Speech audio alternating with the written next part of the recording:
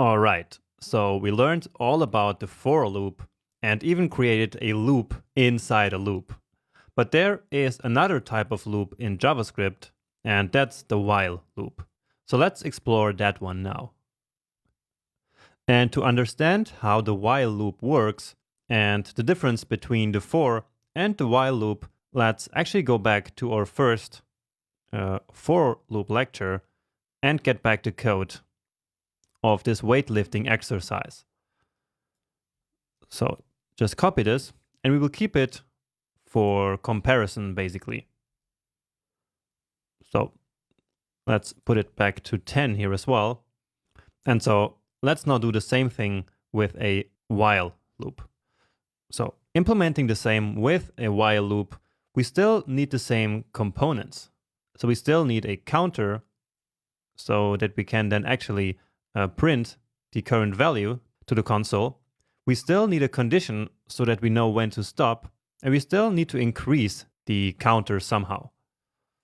Now in the while loop, it works a bit differently because for the while loop, we can only specify a condition.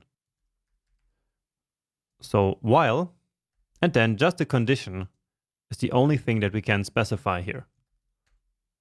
So that's going to be exactly the same as this one. So we want to keep the loop running while repetitions is less or equal 10. And that's actually why this loop is called while. So again, it's called the while loop because it will run while this condition is true. All right, but now we need to kind of manually, so more explicitly define the other two components of the for loop. So the repetitions and the increasing of the counter. And so we need to do that basically outside. So we start at the beginning with rep equal 1. Then we have the condition. Then let's put the code that we want to execute. And then at the end of the iteration, we will then increase the counter. And so let's just do that. So at the end of the iteration is basically the end of this code block. And so let's do that there. And that's it. And so now we should get the exact same result twice, once coming from this for loop and once coming from this while loop. And yeah, so 1 to 10, and then again 1 to 10 coming from the while loop. Just write that here, just to make 100% sure. Yeah, and indeed, the second set here is coming from the while loop.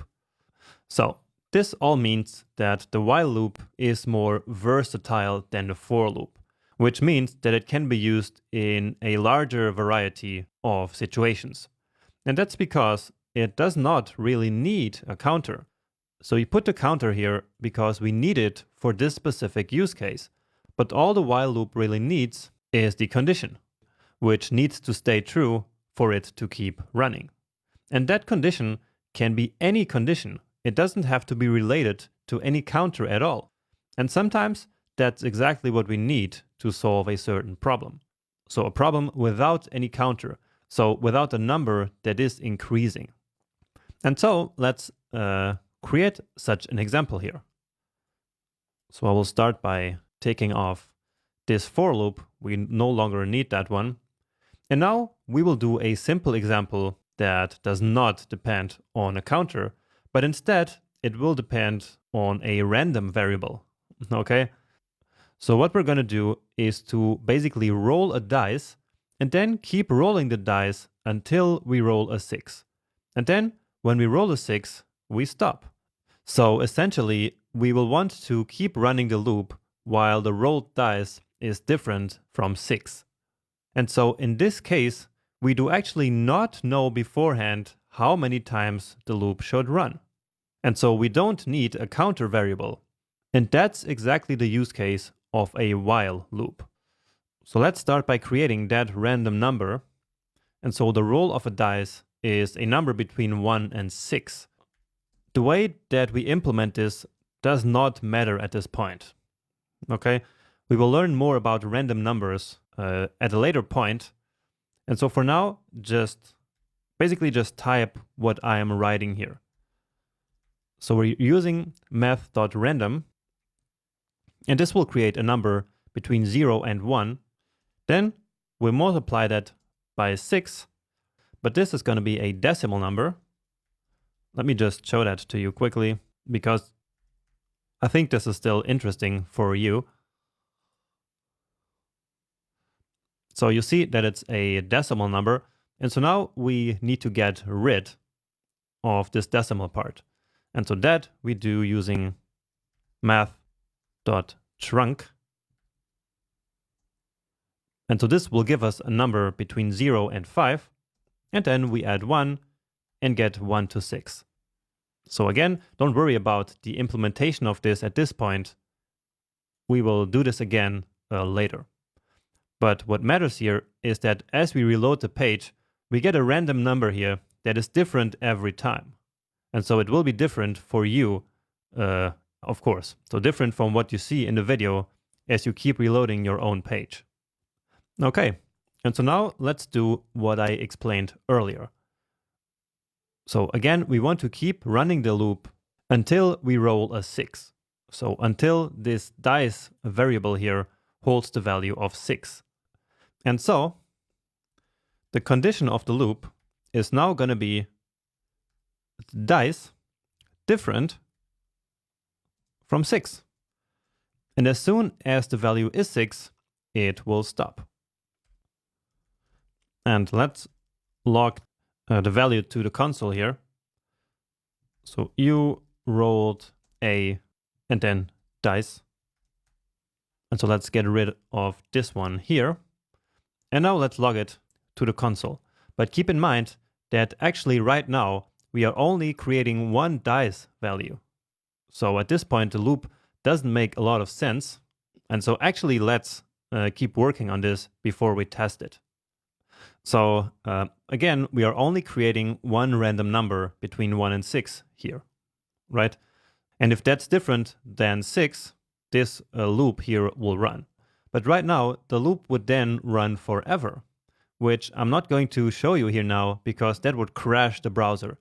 So this would be called an infinite loop, and we don't want that. So what we will do is to keep creating new dice values. And so we are going to reassign this value at the end of each iteration. And so now we're ready to test the result here. Whoa, you see we got a lot of dice rolls here. Let me actually also comment out just this console.log here. And so of course your result will be different from mine because we are using different random numbers. But anyway, let's analyze what happened here. So we start with some random dice number, and then here we check if that dice is different from 6. And apparently it was different. And so then we entered the loop, which then logged you rolled a 2. So my random number was first a 2. Then in the next line, we created a new random number, and then the loop ran again. So again, this condition was tested. So is the dice different from 6? And apparently it was. And so we entered the loop again. And so it printed you rolled a 1. And then the next dice was a 5. And then the next one was a 4. But then apparently the next dice that was rolled here was a 6. So at the end of this iteration here, this dice value was a 6. And so then in the next iteration, dice was actually equal 6. And so then the condition is no longer true and the loop stopped. And let me actually write one more line of code here in which we can say if dice is 6, then log loop is about to end. And so this way we can know when a 6 happened. And so the very first thing that should ever happen here in this output is this, right? Because then when the dice was 6, the next iteration will no longer run. So let's do that. And indeed, so we get 1, 5, 4, 1, but no 6. And then loop is about to end. And so the dice was 6. And so this condition was true. And so we saw this log to the console. And then in the next iteration, again, 6 equals 6. And so the loop finished. Let's try some more times. And of course, it works. Oh, and now we get the situation where the first dice ever was a 6. And so the loop never even started. And this was the situation I was waiting for here. So when dice is 6 right away in the beginning, then of course this loop will have exactly 0 iterations. It will never start. Okay? And so the conclusion of this is that the while loop does really not have to depend on any counter variable. So whenever you do need a loop without a counter, you can reach for the while loop.